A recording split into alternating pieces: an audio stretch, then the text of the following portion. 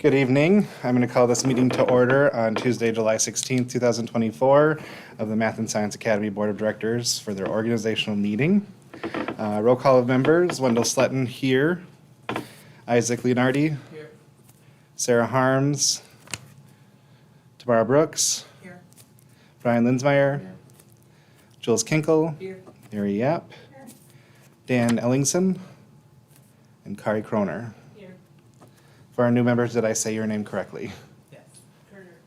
Kerr? Kerner, yeah, Bakari's right. Okay, Kerner. Yeah. Excellent, thank you. Do we have any volunteers for the reading of the mission, vision, and land acknowledgement? I can do vision and mission. And for the land acknowledgement? I'll give it a shot again. All right, Jules. So the vision of MSA is to be an innovative, sustainable model of academic excellence for all students that creates well-rounded, lifelong learners and global citizens. The mission, we provide accelerated and inclusive curricula and instruction in all subjects with an emphasis on math and science.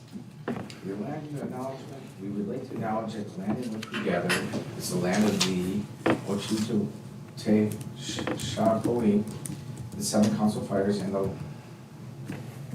Wape Hote. It is within the MSA's responsibility as an academic institution to disseminate knowledge about the indigenous peoples and their history with this land. MSA works to build a relationship with the Native American students and families through academic pursuits and historical recognition. Thank you. First item on the agenda is our swearing in ceremony, so our new members to the front and we'll do our oath of office.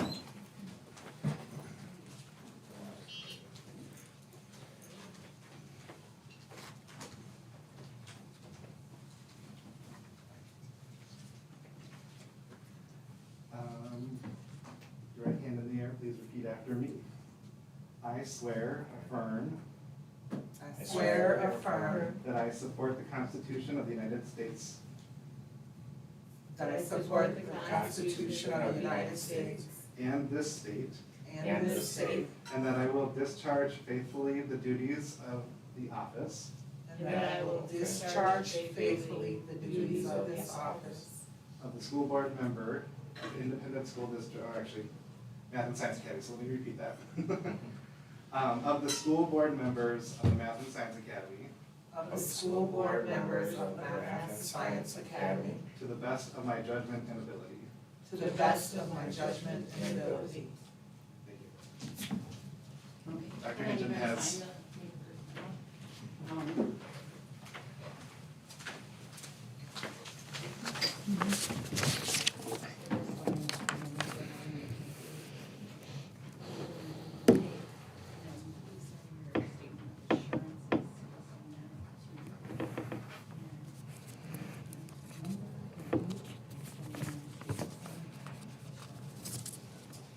And I have to sign on them.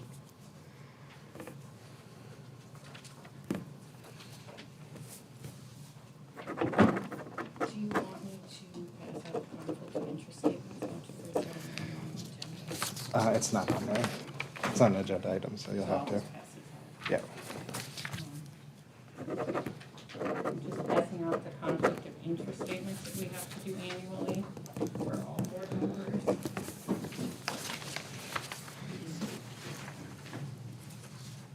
I have to get one.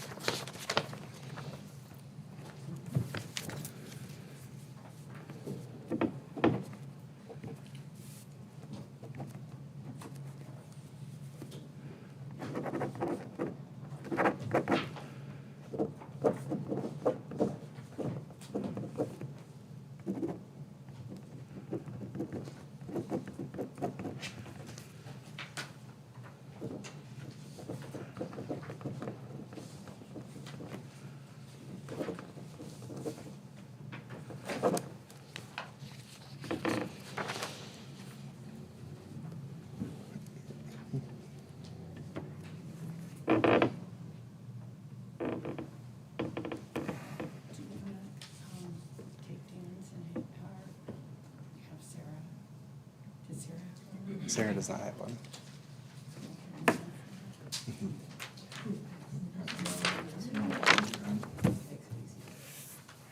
Another thing to do. So I'll just hold. Of course.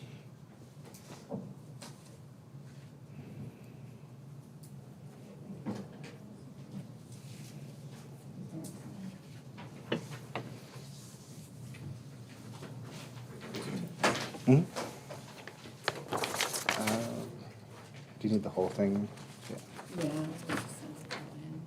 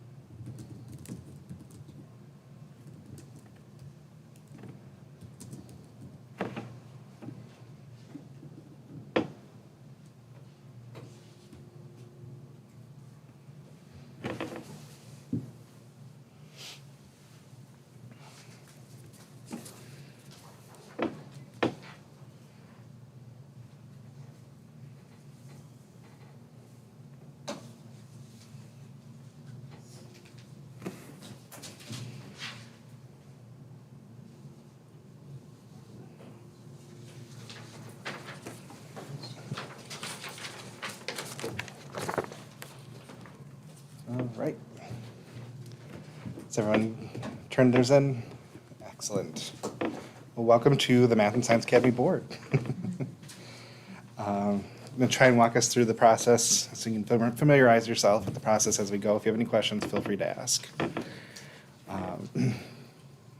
So the first item on the agenda, or the next item on the agenda, is to review and approve the current agenda. So if you would like to motion to approve the current agenda, start with I move, and then your motion. So is there a motion to approve the agenda? I move to approve the agenda for Tuesday, July 16th, 2024, organizational meeting of the school board for the Math and Science Academy. Is there a second? I'll second. Discussion.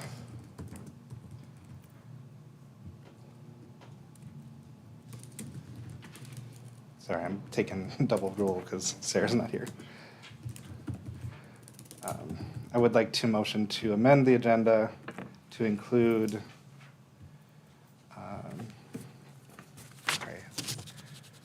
a property discussion and decision under item 9B.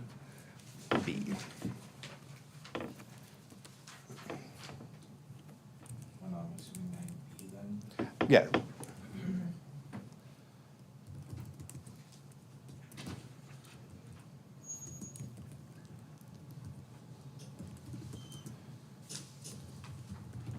Do we need to amend or add an area for whose presentation to us as well? 'Cause That's where we'll be. Discussion, or that's not a decision. I think Or you should can it leave say it discussion and decision then? So the inclusion is property, or 9B, property discussion and inclusion, and that would include the presentation from KU. And do we have a decision that we need to make? There will be a motion So to make. It needs to be amended to be discussion and decision, correct? So 9 should read discussion/decision. Mm-hmm. Okay.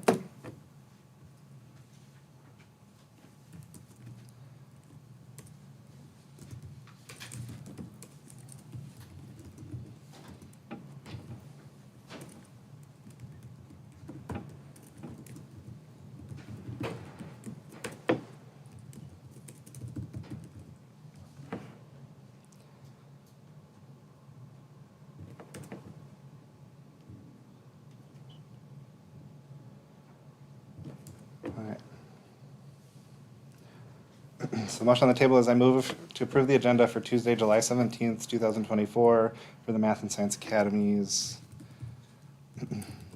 organizational meeting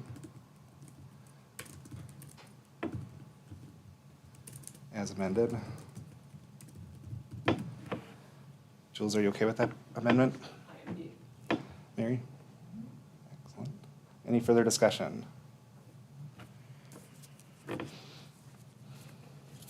All in favor, say aye. Aye. Aye. Opposed?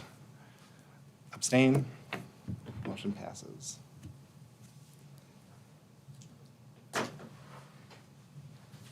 All right.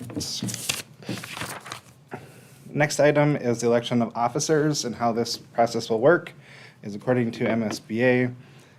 You can either self-nominate or you can nominate somebody else at the table for each position. We'll work our way down the line, starting with the chair, with an open vote, meaning I'll call for a vote. You raise your hand if you're in favor of that individual. And majority wins. Any questions? All right. Make sure I have the right language here. Nominations are now in order for the office of the chair. Do we have any nominations?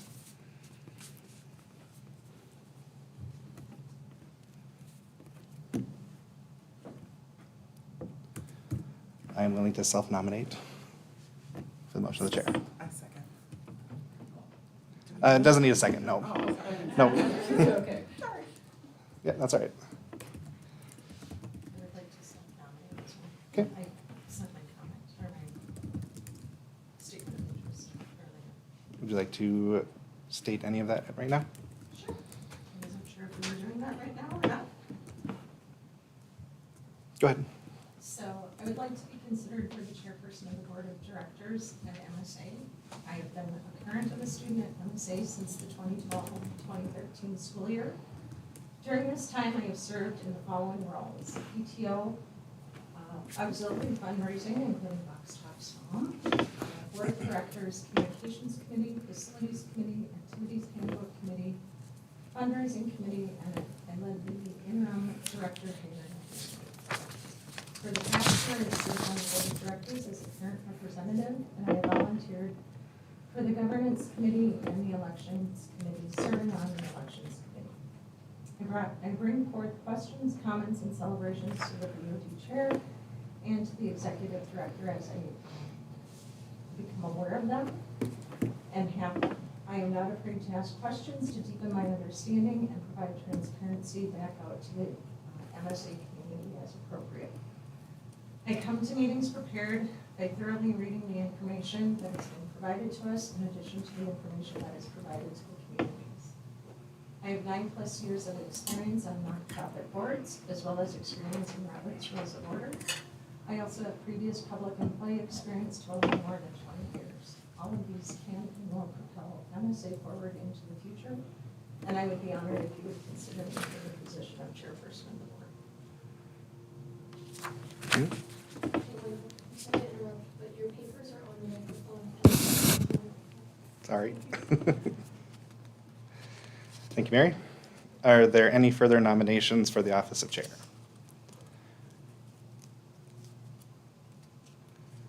Are there any further nominations for the office of chair?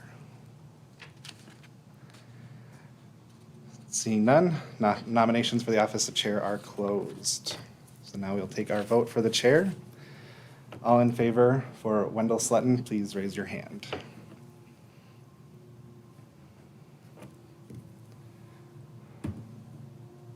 Confirmed 6. Okay. For Mary App, 1.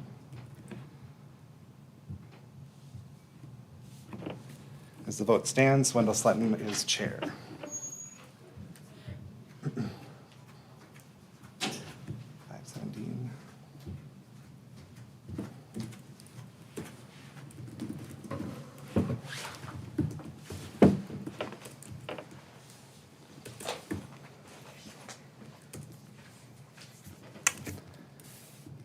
I started taking notes for you, so once you get settled. Cool. Nominations now in order for the office of vice chair. there any nominations? I'll self-nominate. I will self-nominate.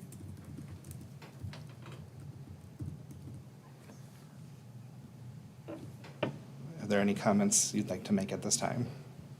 I just think, Mary, go ahead. Repeat. Do you want me to read what I said for the first part? Say it. This, Yeah. everything falls in accordance, other than I think Wendell and I can work very well together.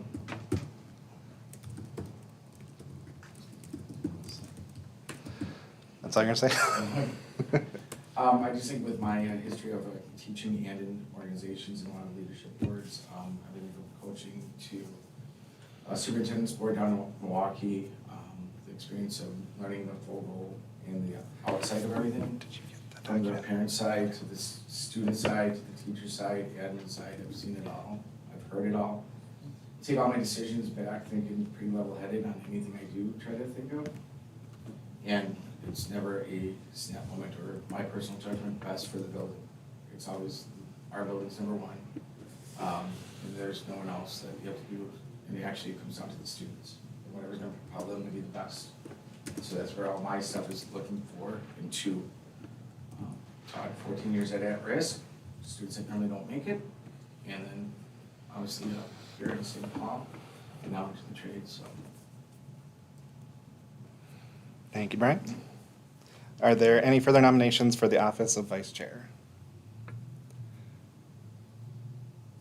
Are there any further nominations for the office of vice chair?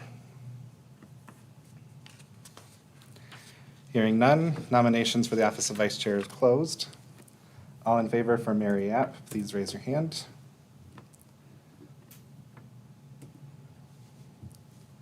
One, two.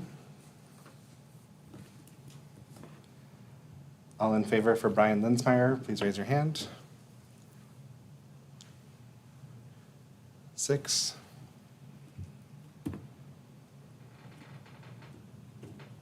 Brian Linsmeyer is voted vice chair.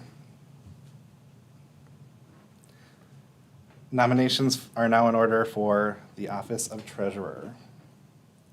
Are there any nominations? I will nominate myself for treasurer.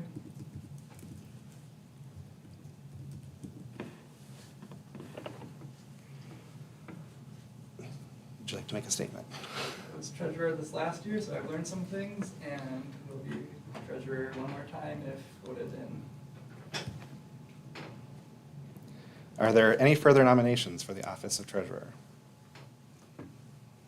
Are there any further nominations for the office of treasurer? All in favor for Isaac, raise your hand. 9. Thank you, Isaac. I forgot to close that one. Nominations are now in order for the office of secretary. Are there any nominations for the office of secretary? I'll self-nominate. Would you like to make a statement?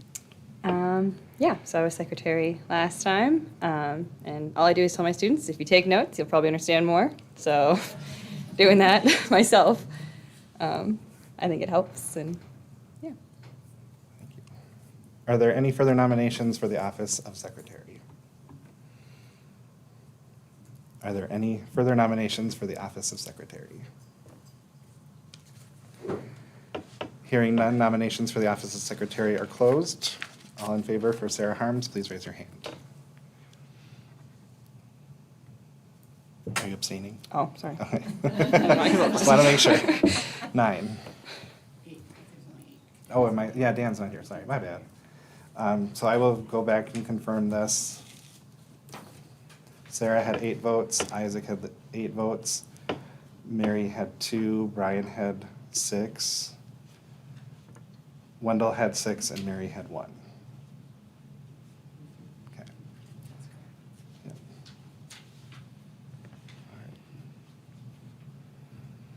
All right. Just double checking my work as well.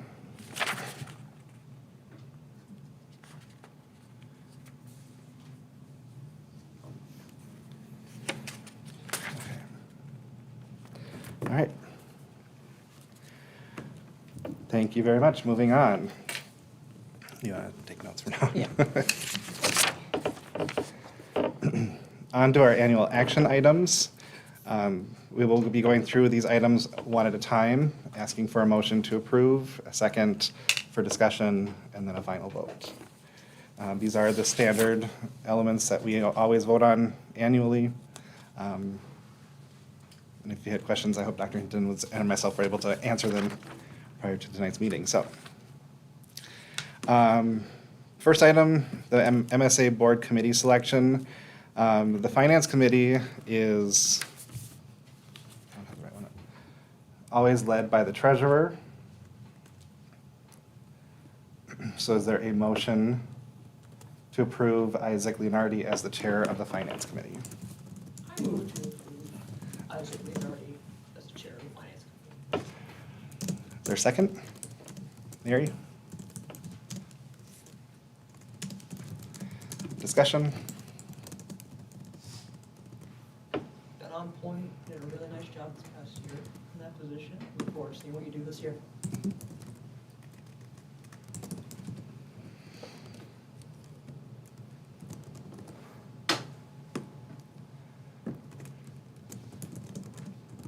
Any further discussion?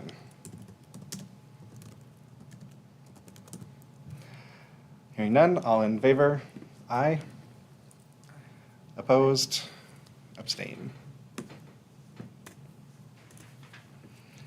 Second committee of the board is our governance committee. This one does not have any prerequisites. So are there any nominations to chair the governance committee? It's gonna be self-nominations, correct? Yep. Oh, good. I would self-nominate myself for this position.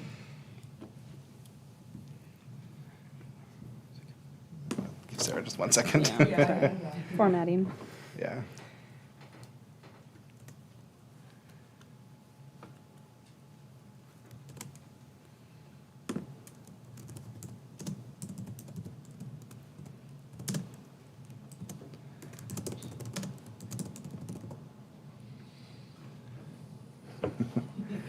So she made the motion too, so. Is there a second I will second Jill's. discussion?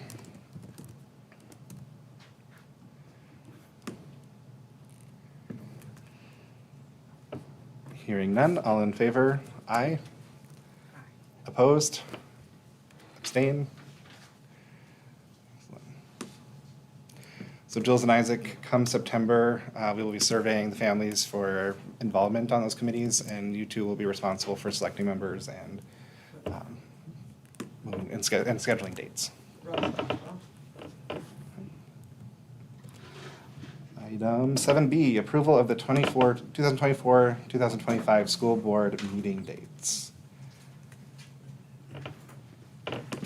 Is there a motion?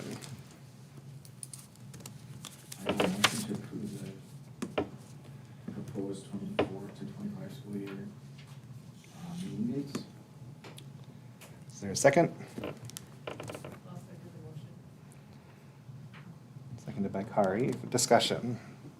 I'm wondering if it would be possible to move the December dates to a week ahead, A week ahead. given that, I'm sorry, not the December, the November dates. November. Because that is the night and before the holiday break, and if families are going out of town, we may not have them. Are you suggesting keeping the workshop date the 12th? No, that won't work. We have, I think we have to keep the workshop date for 12. Mhm. So you're suggesting the 19th? And then do the meeting on the 19th. Because we can't do the 5th because it's election day. Yep.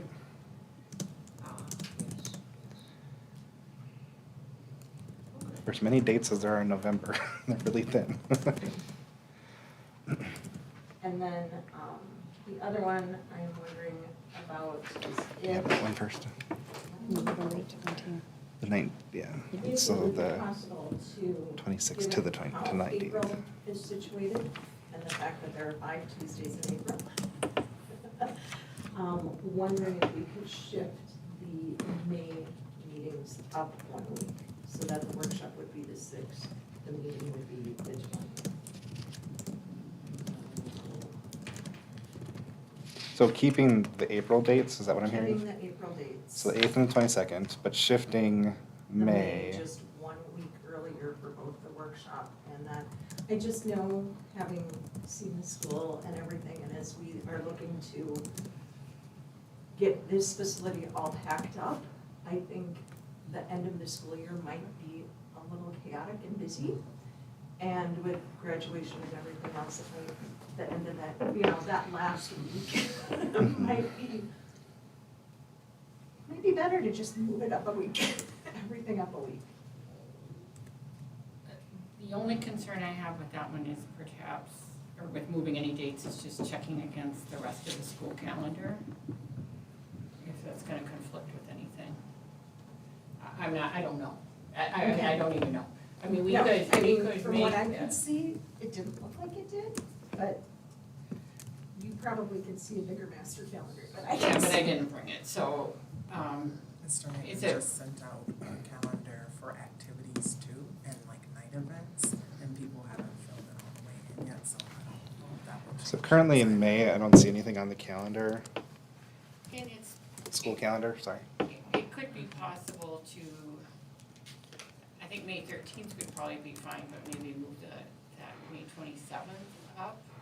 So To the keep the 20th. board meet, keep the workshop, but move the Because meeting. that's right after. Right, but then the idea that it could have to be, I mean, we can make those adjustments, but I can go back and do the due diligence on the changing, and if there's any problem, let you know. You know, because now we're talking about May, so if we have to change it. Well, I was just like, okay, when I first looked at this, we weren't looking at next year, now it's Yeah, next year, yeah. and I apologize, I didn't bring the full calendar, and I don't have it all on my calendar yet. Is there any purpose with elections in the spring of having certain dates for the May meetings or for elections? So that process has not been determined yet. It'll be determined when the election committee is formed. There's guidelines in the policy, but the specific dates have not been. And I would guess, given the new legislation of having to be trained, we're gonna have to bump elections earlier into the year. whereas Maybe. This year we May- might Yeah, I have think it later. maybe. But the 27th is the Tuesday after Memorial Day, so that could be a difficult day. Do you foresee anything with expansion? I know, that's coming later in the meeting, that is. But I mean, by Yesterday, I that didn't point. foresee what was yes. happening today, so, I mean, would I it make? think, I think the 20th, I mean, in years past, we've gone on the third Tuesday, or the third of the third Mhm. week of the month. And there's no real problem with having a workshop and then a week later having a meeting. Yeah. really. I would be fine with moving it up, the meeting up a week.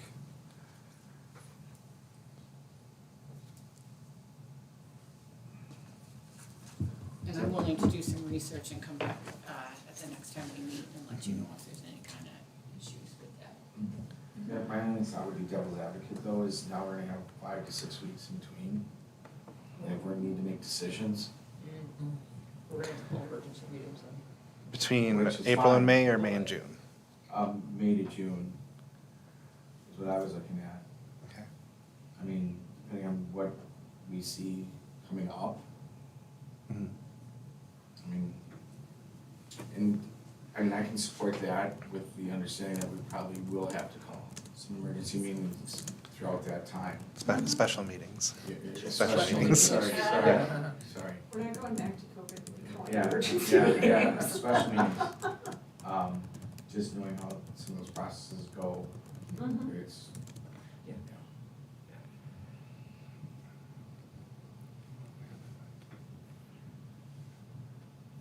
I mean, would it be worth moving the June meeting up a month, or not a month, a week? Here's my question regarding the June meeting. Did they, a lot of times when you have a conference, they'll announce the next year's conference at the end of that conference. Did they do that with the VOA conference? No, but it's likely gonna conflict. So that conference was the second week in June, so it was right after school got out. But we Which would be haven't, That would be Workshop. the workshop, yeah. Right. And, you know, I see no problem, and does it make sense to just do one meeting in June and have it be workshop and board meeting? That depends where we're at with expansion. Well, That's my big. Yeah. True.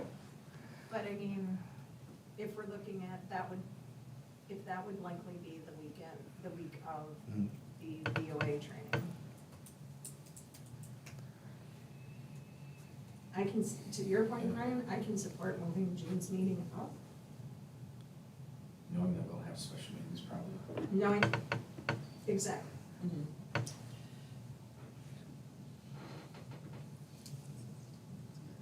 That's the, so that's the workshop, that's about what we got. Yeah. yeah. I'm just thinking that we, you know, it's Mhm. like, it's possible that we wouldn't have a June workshop. Well, there's an option that we could cancel it, but we're likely gonna have a lot going on. Or we could just move it to the Thursday, which is the 12th, which is what I think we did this year.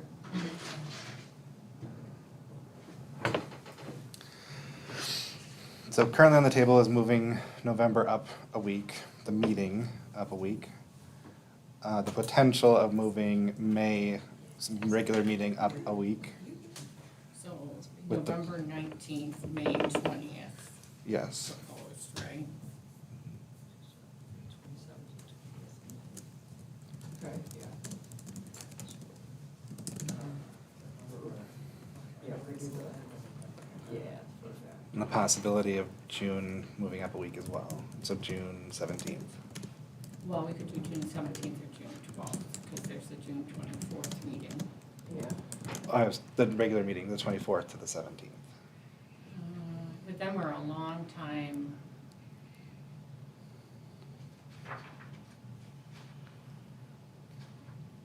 Is there a reason why we wanted to No, move it you're 20? only 2 weeks before the That's board 5 weeks workshop. between the two.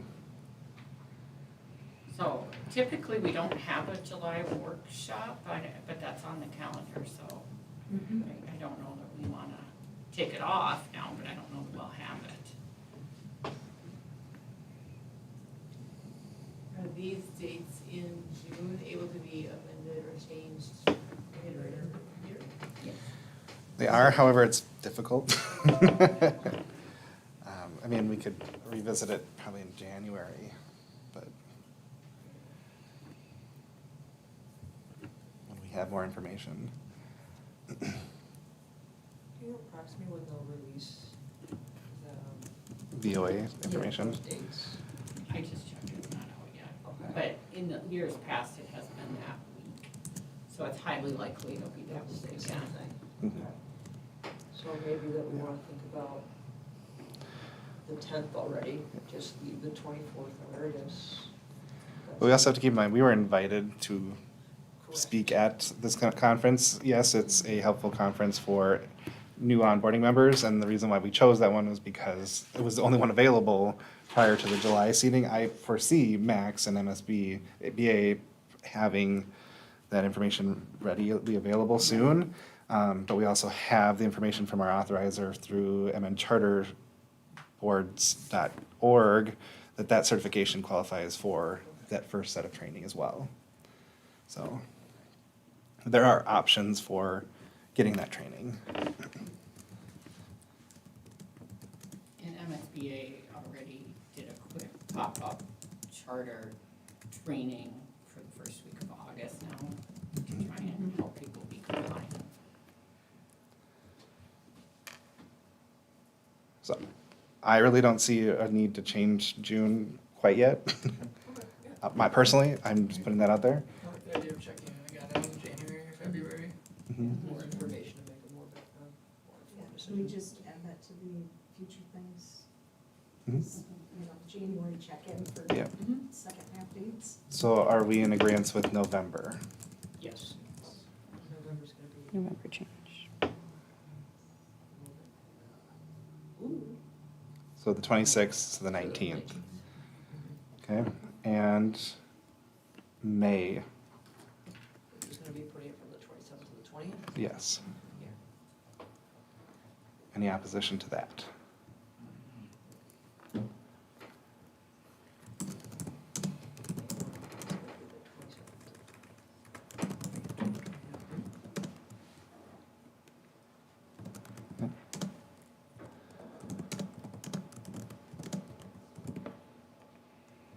All right, so the motion to approve the 24-25 meeting dates with the amendment of November From the 26th to the 19th. 26th to 19th and And May then 27th. 7th to the 20th. So we're just moving those regular meetings. Any further discussion?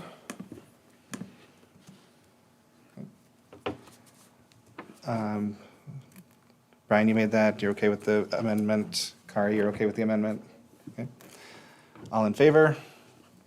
Aye. Opposed? Abstain? Motion passes. All right. When you're ready.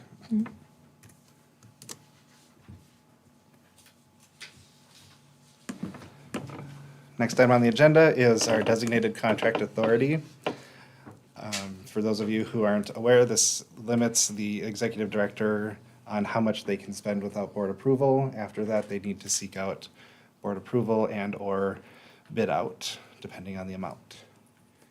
Still need board approval. But still needs board approval.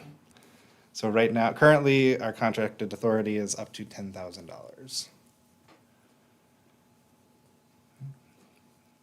Is there a motion for contracted authority? I'll make a motion. I move to approve the sum of $10,000 as the designated contracted authority. Is there a second? Second the motion.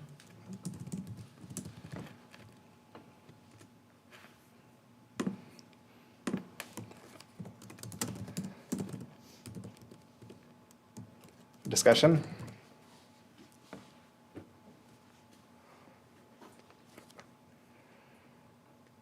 I guess, Kate, how often do we need to go over that? I mean, we don't often go over $10,000 except for something like building, right? Well, you know, there's, like, today we'll do the computers, which we buy every year. There's most things, That makes sense. It's Or- nothing where we're handcuffing too much, right? no, and that's the recommended amount, that was for charter schools. So Thank you. that's typical.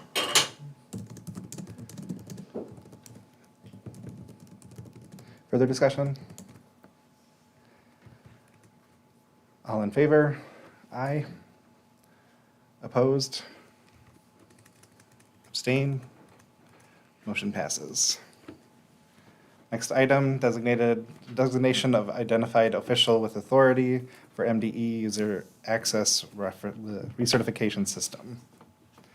Do you want to talk on that, Dr. Hinton? It's just, every year the board needs to officially designate, it's typically the superintendent or executive director.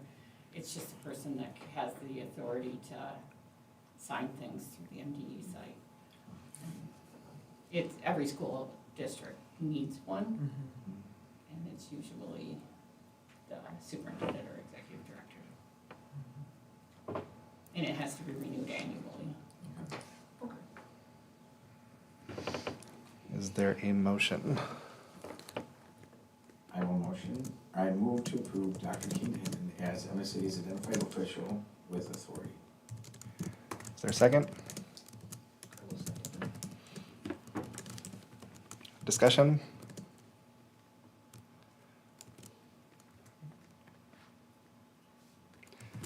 Hearing none, all in favor? Aye. Opposed? Abstain. Motion passes. Next item is the designation of direct depositories. So this is formally designating a bank as our depository. It's something we do annually, or suggested to do annually. Is there a motion?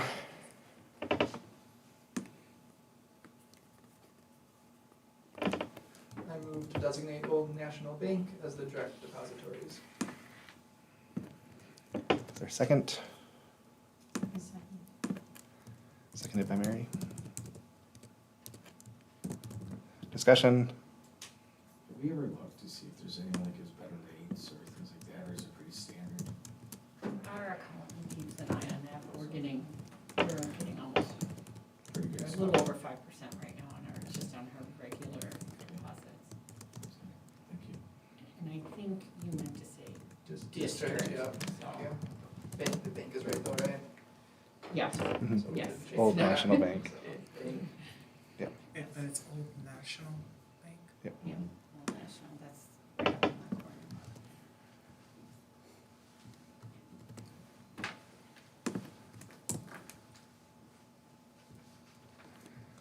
Further discussion? Hearing none, all in favor? Aye. Opposed? Abstain? Motion passes. Next item is designation of district legal counsel. Currently, we are designated to work with both Ratwick, Roswick, and Maloney, as well as James K. Martin Law Firm.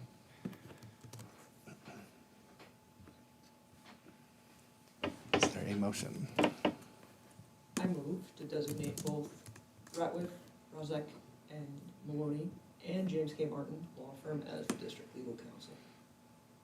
Is there a second? Discussion? I'm just curious, do we pay a retainer to both of them? We don't. No. And how do we determine who we, I mean, what were our fees last year? As far as a breakdown to each of them, did we use both? We did not use both last year. We used primarily RRM, primarily, and they are bond counsel right now. The fees are similar. One of the things, when we're talking about something that may have a long term, when you're dealing with a sole proprietor, sometimes when they retire, they don't keep insurance and all of that for issues that might come up after the fact and work that they have done now, which is primarily why I've been using RRM. But we have the ability, Jim Martin has a lot of our files and has done some work for us.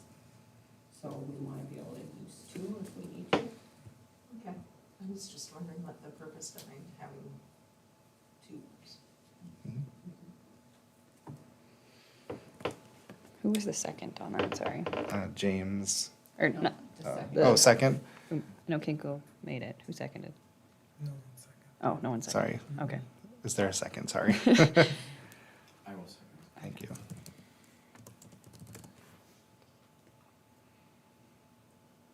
Any further discussion? Thank you for catching that. Hearing none, all in favor? Aye. Opposed? Abstain.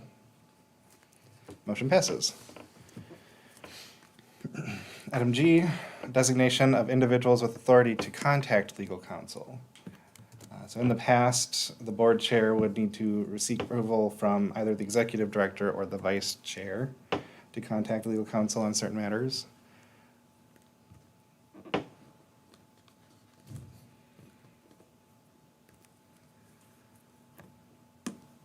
Is there a motion on the table?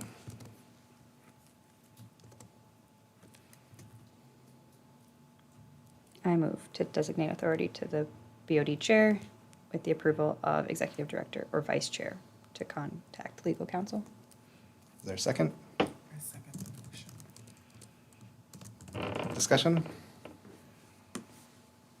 I'm just curious, because in the past, I know there's a need to go.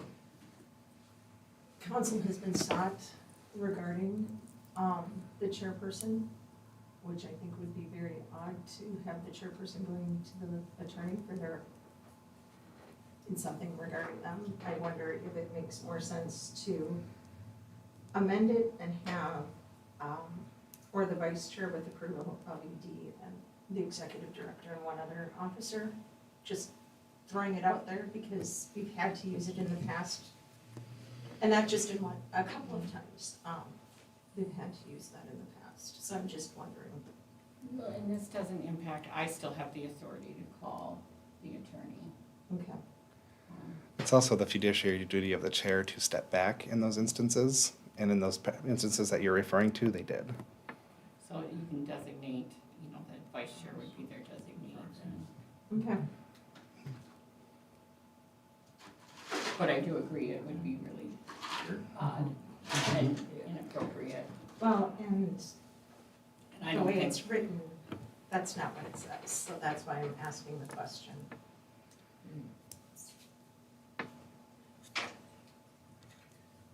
What do you mean it's not what it says? Will you say more about what you just said? I'm sorry, what? You said that's not what it says? So, right now it's saying that the board chair Uh-huh. can address the attorney with approval from the executive director, Mhm. or the vice chair, with the approval of either the vice chair or the executive director. Mhm. But that the chairperson is the only person that can contact the attorney. Well, the chair is the spokesperson, therefore that's their duty. So, I guess, what would you prefer it read? I'm just wondering if it should read, or the board chair or the vice chair with approval of the executive director or one other officer, or and one other officer. so we have to remember that this is only board members calling. So if there was a problem with the chair, I could still call and connect whoever else needs to be connected. Okay. And this is just on the board. I mean, it's a good Historically, question. when we've had issues, what, you know, and just wondering. Because I think in the past it had been the chair or the vice chair.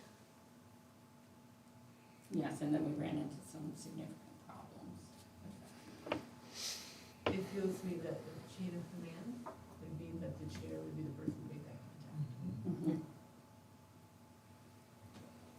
And it's with the approval of the executive director or vice chair. So if there's an incident where there is a potential question regarding whoever the chair is, you still have to get the approval of one of those two members. So it's up to them to exercise their fiduciary responsibility as well, to make sure we don't have any issues. Thank you for clarifying. So what is the motion again? So, So, will I- you read the motion again? I move to designate authority to the BOD chair with approval of executive director or vice chair to contact legal counsel. Do you, hearing the discussion, wish to amend your motion? I don't know how I would. Like, based on our discussion, I would say, I don't think we need to put the BOD chair needs fiduciary, I don't know, oversight, but So are you okay yeah, with the motion? I think I'm that's- okay with the okay. motion. And Tammy is as well. And I'm okay with my second. All right, any further discussion? Okay. All in favor? Aye. Opposed? Abstain? Motion passes. Thank you. All right, next on our agenda is the consent agenda. So the consent agenda are just a number of items that are for your fiduciary duty to read up on and understand. We make a motion to pass with a second, no discussion, moves forward. So is there a motion on the consent agenda?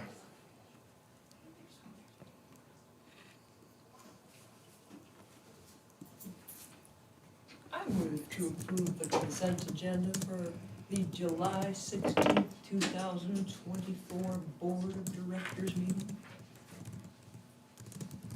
Is there a second?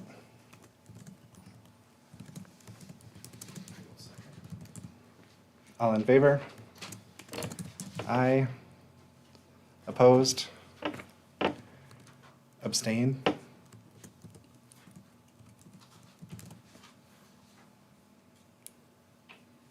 Motion passes. You weren't here, but we did add this is going to be discussion and decision items. Okay. And then we added item 9B Okay. as property discussion decision.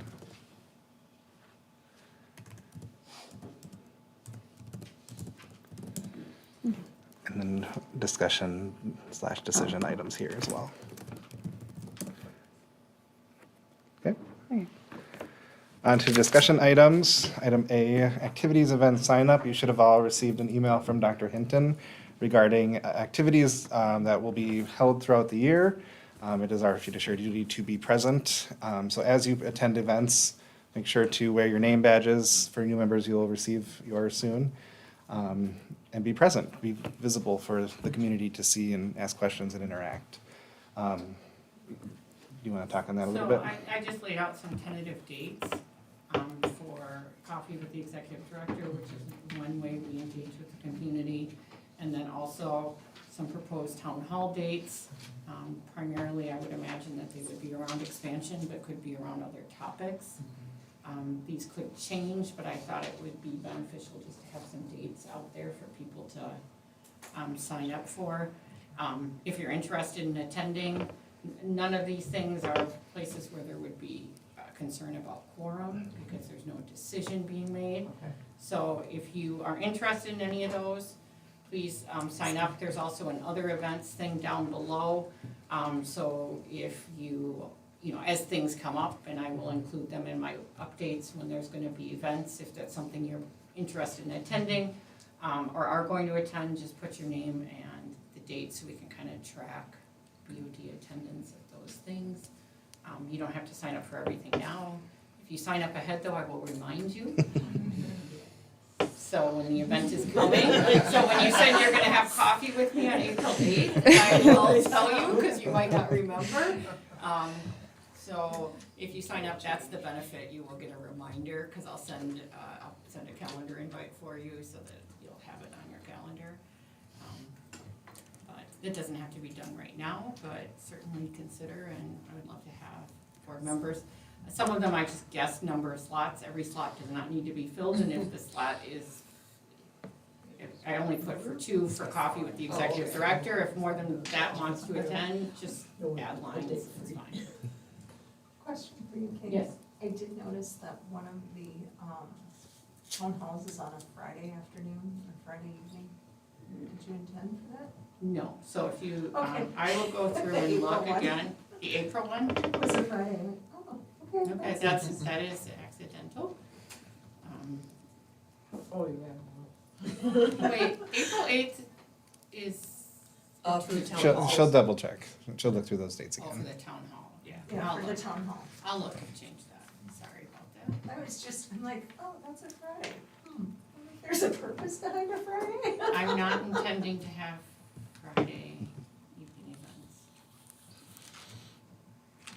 Any other questions, comments? I do just want to remind you that you are a board member. You need to speak with one voice. So as decisions are made, you speak with one voice, and professionalism and interacting with the community. So please be out there, be visible. All right. And then our added item was property discussion and decision, and I'll hand that off to Dr. Hinton.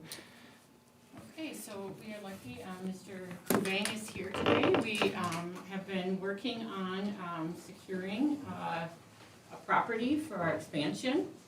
As you saw, there was on the temporary, or not the temporary, the Future. meeting agenda before the draft agenda that you saw. Friday afternoon, we didn't have an agreement on a property, so we removed it from the agenda, but yesterday afternoon, we reached an agreement. Ku is going to explain to us what's going on and help us with what our budget issues and the property and what our scenarios are and what's gonna need to happen moving forward. So, we're excited that Koo and Justin Fincher are also here to talk to us about this. Thank you. Just so you know, the camera's right there. So where do you want us? You're fine there. Just don't stand in front of it. Sit and talk or. Okay. Yeah. Okay. Well, thank you very much, Board of Directors, for giving us the opportunity to be in front of you to give you an update on where things are at. Justin's gonna hand out some material, and then I'll just give you guys an update. And there's a couple things we wanted to talk through with you guys today, which is where we are in the acquisition, where the timeline is compared to what we showed you guys when we first met with you a month and a half ago or a month ago, as well as what are some board action items in which will be coming in front of you between now and September. And then we're gonna give you guys a quick overview of where the budget is at right now. Bruce Sorensen, your underwriter, ran some new numbers for us earlier today, so you get it fresh off the press, right? So you guys have 3 sites. We reviewed all 3 of them. We decided to start negotiation with your number 1 site, which is in Woodbury. That's the 36-acre site down in Bailey.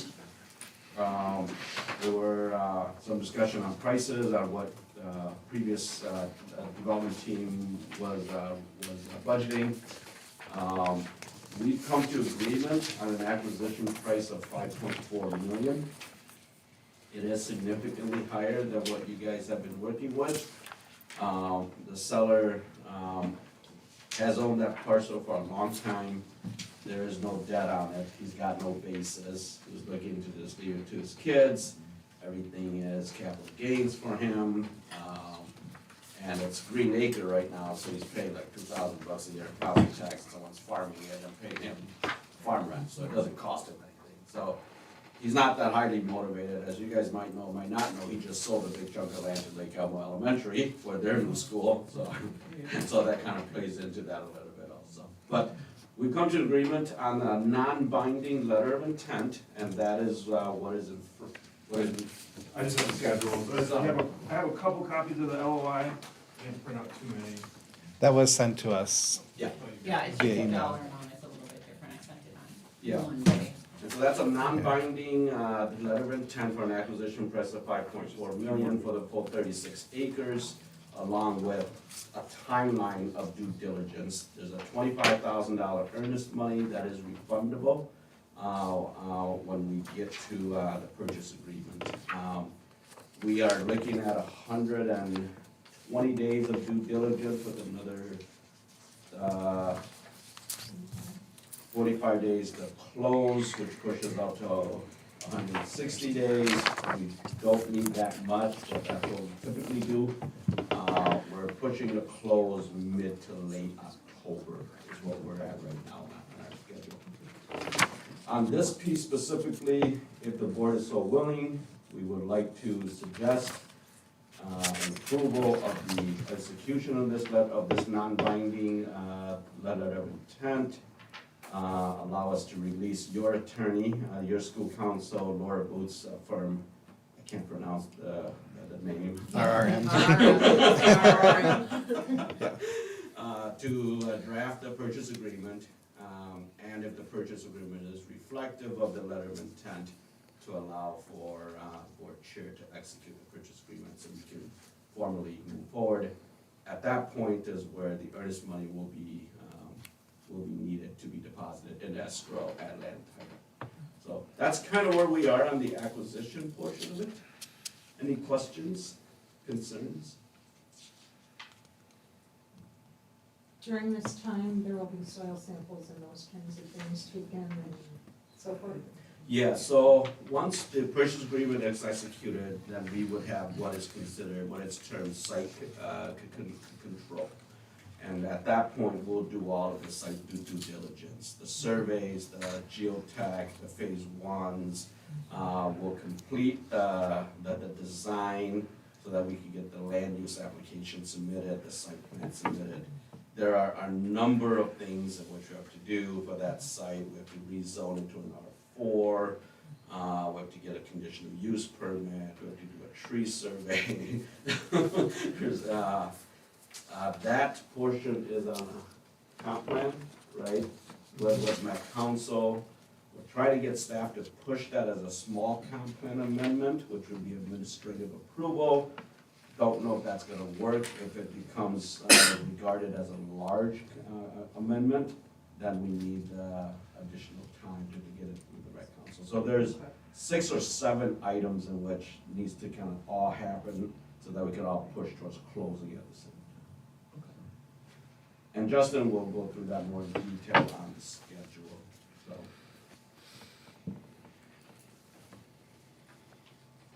We don't have to, you know, if you guys want to wait till we run through the schedule so you understand the whole scope before you consider that letter of intent, that's absolutely fine. Any questions on that?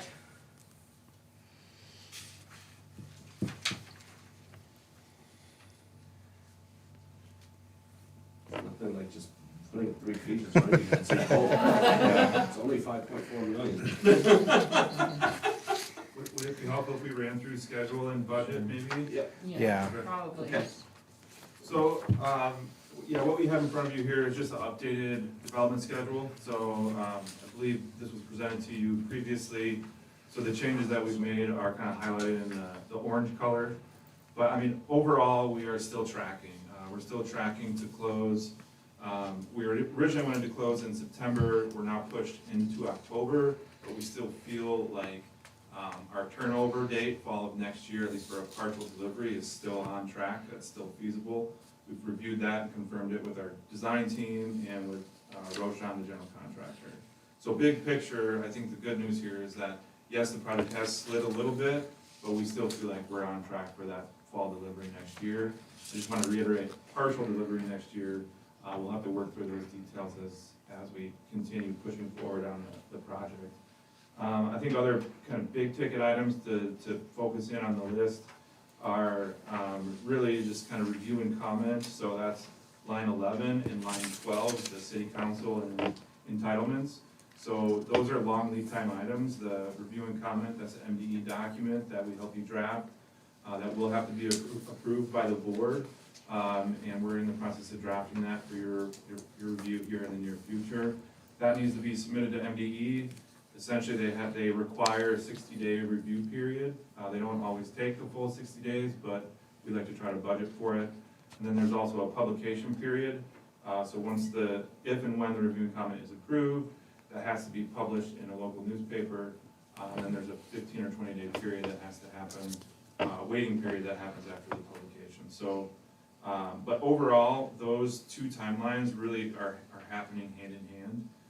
And our plan is to develop the kind of site plan and design plans that we'll use to submit for city entitlements. We'll use the same thing to submit for MDE. So we've been working with Dr. Hinton and Dan and the design team, Pope Design Group.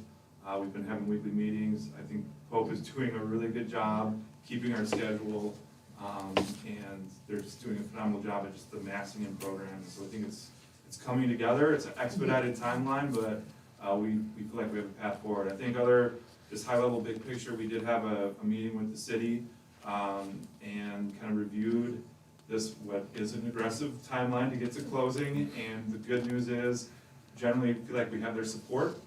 They didn't tell us no in terms of an October city council hearing, so we're tracking that. But as Ku mentioned, this will require Met Council approval, and that is a different government body, and that has to be coordinated through the city of Woodbury. So we're still firming up those dates, and if that comp plan amendment does require full Met Council approval, unfortunately, I think our schedule here could for closing could push out past October. So no reason for alarm yet, but just FYI that's something we're still firming up.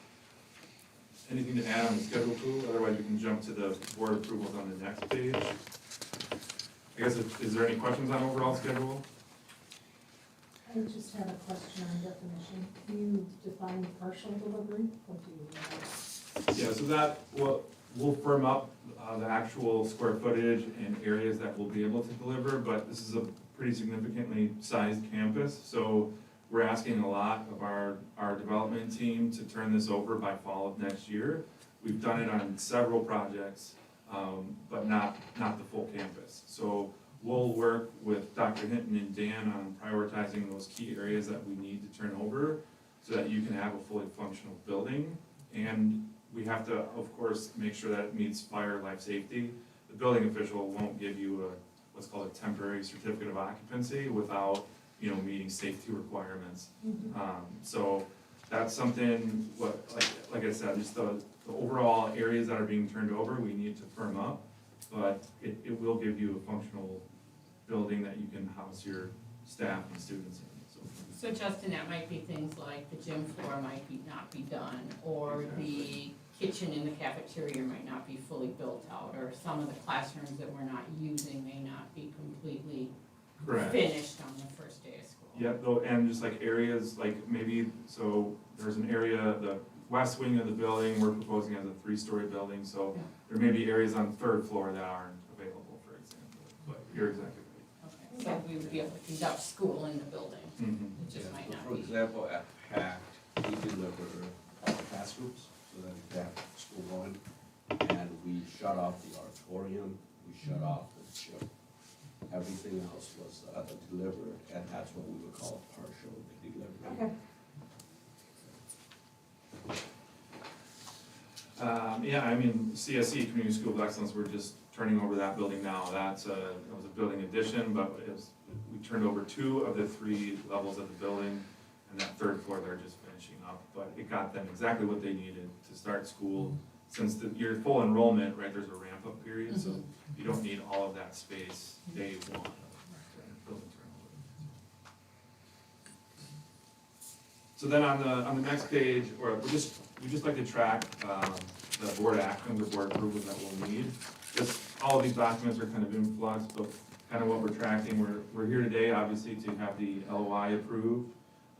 In addition to that, we're going to be looking at a project budget just here in a second for the entire project, but we also have what we call a pre-development budget. So we're hoping to get those approved today, and then just to keep our timeline, things that will be forthcoming to you. Hopefully by the end of the month, that may bleed into early next month, but we'll have the architectural and engineering contracts, we'll have the review and comment document, which I just mentioned, and then from there, we'll have the land use application submission for your review and sign off. And then the other big one is the purchase agreement.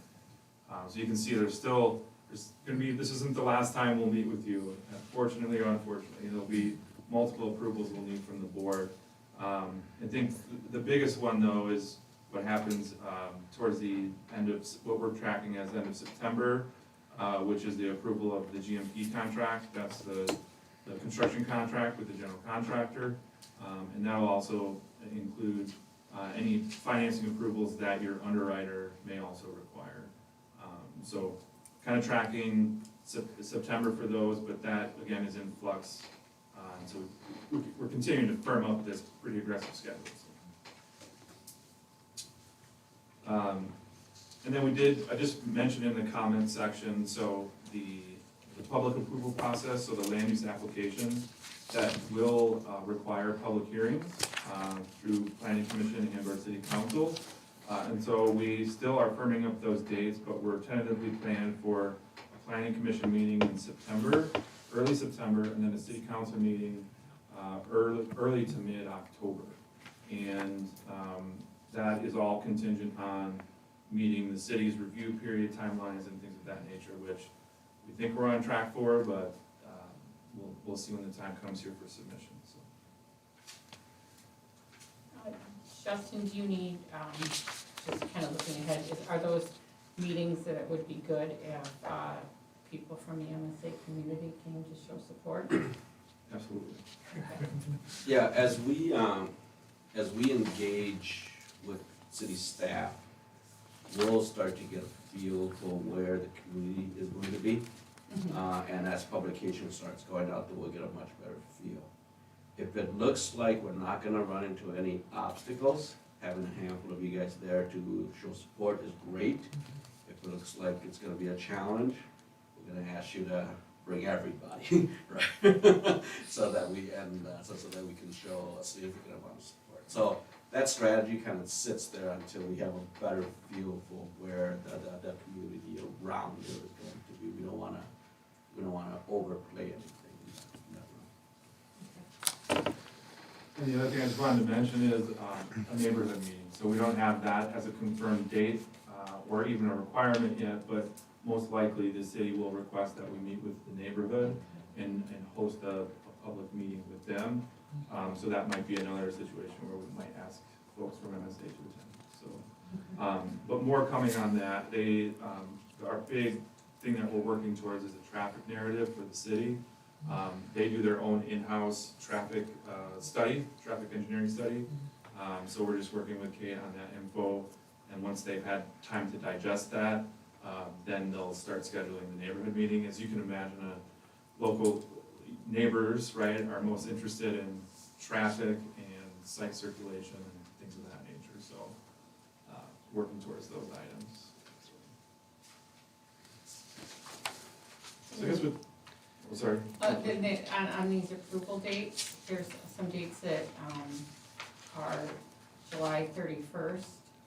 We have a meeting scheduled for August 15th. Can we do those then, or do we need to have a special meeting? Yep. Is that okay No. to do it on August 10th? Yep, yeah, no, that's fine. We put those dates there for you guys to kind of know when we were thinking we should have it, and bring it to the board. And would we be ready to approve number 8 then too, because then, Well, you approved the application. oh, okay. Yeah, the application, so we would be submitting it. Okay, okay. Chances are you gotta have to sign the application, there's probably some sort of an application fee, $1,000. So you see exactly what we're putting in front of us, and what you have to live with, so. Okay. Okay. I just want to make sure we plan out our. Yep. I guess with that, we can get into the numbers. So if we flip to the next page, we have the project budget tracking. So this should look familiar to you all. Option 1, which that's what was presented to you previously, which the board had approved. That's in total about a $49 million development cost. Kind of backing all the way back up to the page, the second row is the acquisition price. So when we started this, we thought that acquisition could come in at that $3.5 million. We're obviously higher than that. So what we'd like to do is just present to you all as many options as possible to help you kind of gauge your decision making. So the two options that Koo had RW Beard run are options 2B and 2C. So the first option is what we're calling holding your budget. So holding the Gen Ops contribution constant with the option 1 that was previously presented to the board, versus this option 2C, which just sizes it to the current program that Pope has in terms of overall square footage. So the biggest number in terms of this total development cost is far and away the construction costs. That's on row 5. So you can kind of see that's the big number that's kind of fluctuating. So starting in option 1, we were around 31 million. We were holding $1 million in a renovation budget. Option 2B, you can see we're kind of starting to back into a hard cost number to hold your Gen Ops contribution constant. So to do that, we have to reduce the hard cost down to about 30.3 million. That gets you what's highlighted in green, about 121,000 square foot building. We get to that size basing a $250 per square foot hard cost budget. This does remove the athletic field, but it does keep the $1 million renovation budget for your existing campus here. Option 2C, again, option 2C is sizing off of the current design that Pope has. They're roughly at 128,000 square feet. I think after today, Dr. Hinton, we might be able to get that down by about 2,000 or 3,000, but not much more. But just kind of based off of the numbers here, that you're looking at. We keep the athletic field in this option 2C, and we're keeping that renovation budget. So kind of going all the way down to rows 55, where you can see funds from Gen Ops. The total annual contribution goes from about 600,000 up to 816,000. So pretty significant jump from what would be required from Gen Ops to keep this larger building design that Pope is running with. Kind of the other things that we're tracking with RW Beard would be just the arbitrage rate. So RW Beard tracks all of that. They basically update the bond runs, and we plug those numbers in here for you as just a summary. So you can see the rates are actually going down, they're inching downward, which is good, meaning, you know, the cost of financing is a little less, but it's not all too significant, right? But that is good to see that it's kind of inching downward. So, so that's kind of where we're at. I know there's a lot of numbers on the page, but what we're trying to do is show you what we originally reviewed, what the board approved, with the $650,000 Gen Ops contribution, and then kind of what you have in front of you. So you can, option 2B, we would kind of push the design team and kind of, you know, reduce scope to keep our budget. Option 2C keeps the building design the way it's designed today, but requires more from Gen Ops. Things to kind of throw out there would be like that renovation budget of $1 million. If maybe that can be, you know, pushed out a couple of years or something, and you could roll that 1 million into this new construction, but that's all I think for you guys to you know, discuss. So, I guess, Koo, was there anything to add on that? I know I went over it pretty quickly here. So. Yeah, there's also on line 31, we ran a $2 million project, contingency. This is ground up construction. We just don't know what's in the ground. After we do geotech, we'll have a much better idea what's in the ground. And so there might be an opportunity to kind of move that up a little bit. We like to hold that firm until we're out of the ground, until the footings and foundations are in. When we did CSE, we did 27 borings. We missed every single piece of concrete by half an inch. Because when we started the excavation, we hit every single piece of concrete that was buried there. And so I think the site cleanup ended up eating like $1.6 million of their $2 million budget, right? And so I kind of want to hold that until we get out of the ground. But once we have that ground open up, we'll have a much better idea. We can repurpose that $2 million back into the top. So, but again, it's as Justin says, 2B is best case scenario, right? Right now, based on the market, we're coming in a little bit less than where you guys were before.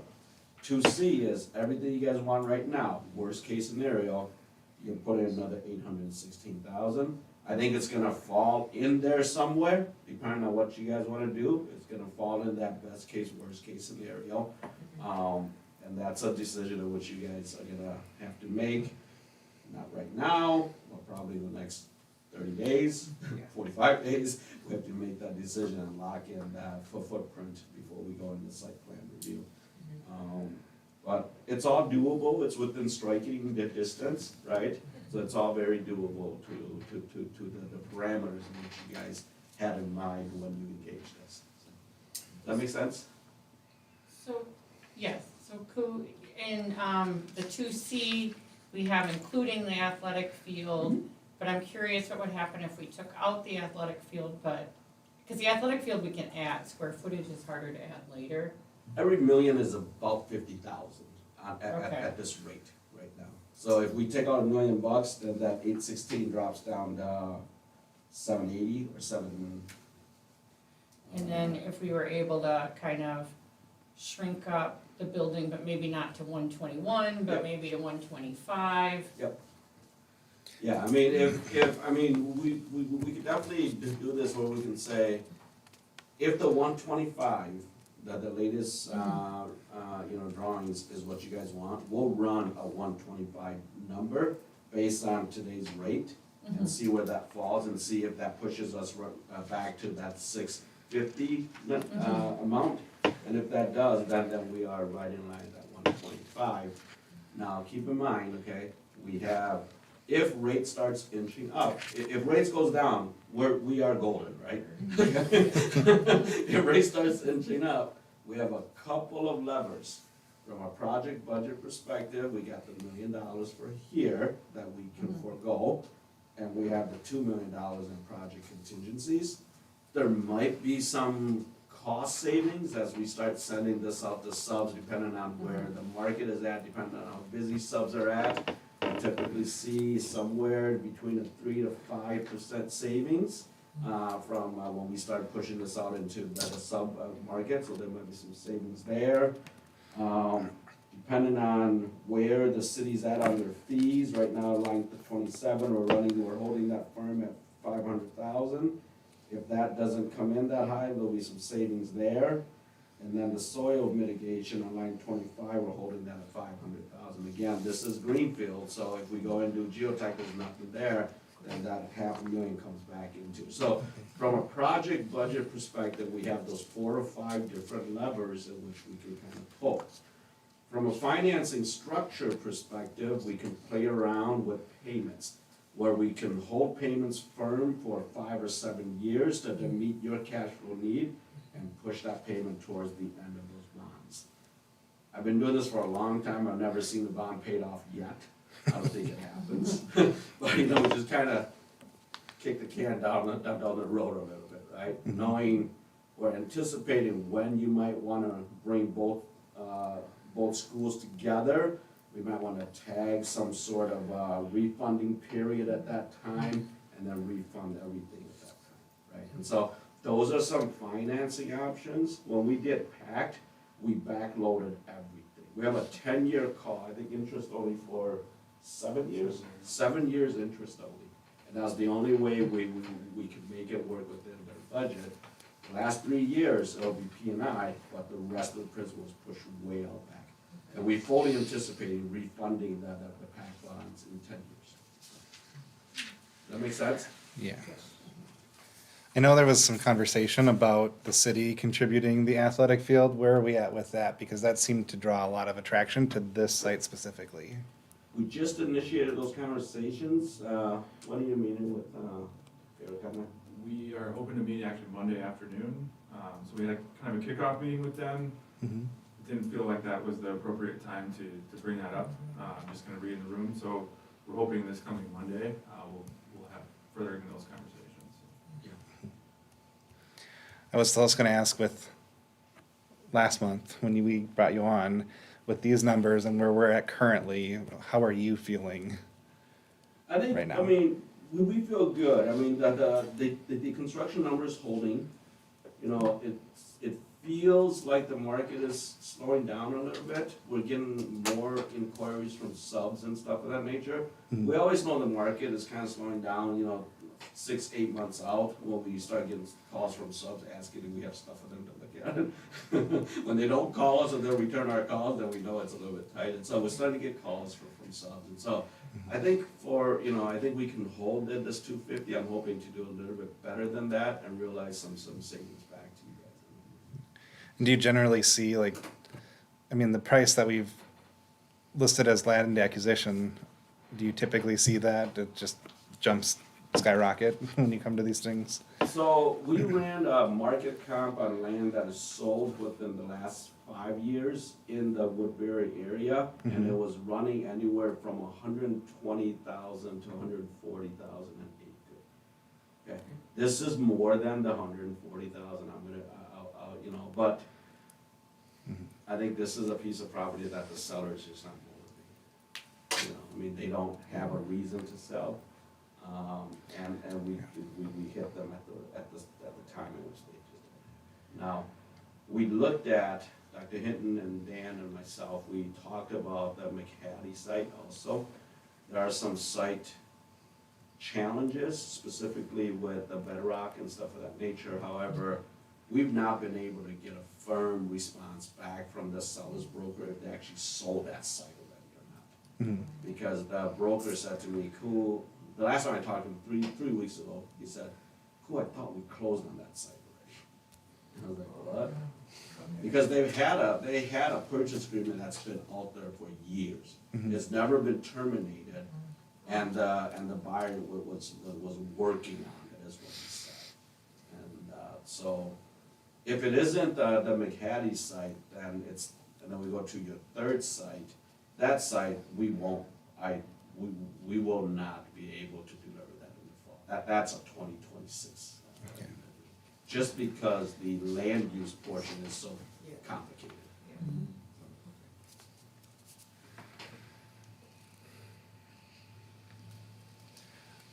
Any People questions? ask me this all the time, schools, and they said, was that reflective of the market, right? And I think that was the question you were trying to get. In that direction, yeah. Right, is that reflective of the market? Mhm. The true definition of market price is whatever the seller and the buyer agrees to. That defines the market. For you guys, it's a little bit difficult because you have specific sites in which you need specific amount of land, specific zoning, and you're limited to areas in which you can rezone. So we're kind of stuck in that area, and so those types of opportunities are a little bit, our pool is less. And so we do see a lot of schools and, buying stuff that is more than what the conventional market is, out there.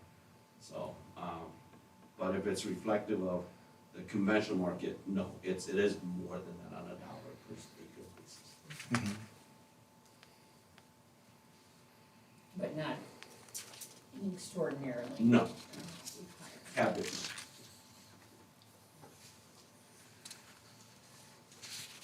Now, he did offer to keep the 9 acres to the north if we wanted to do that, but I kind of figured you'd get the math on it. So, How many acres of land are there? 36. That everything is itself? Yeah. So if he kept the 9, we'll be buying 27. But we would have no idea what was gonna go in front of us.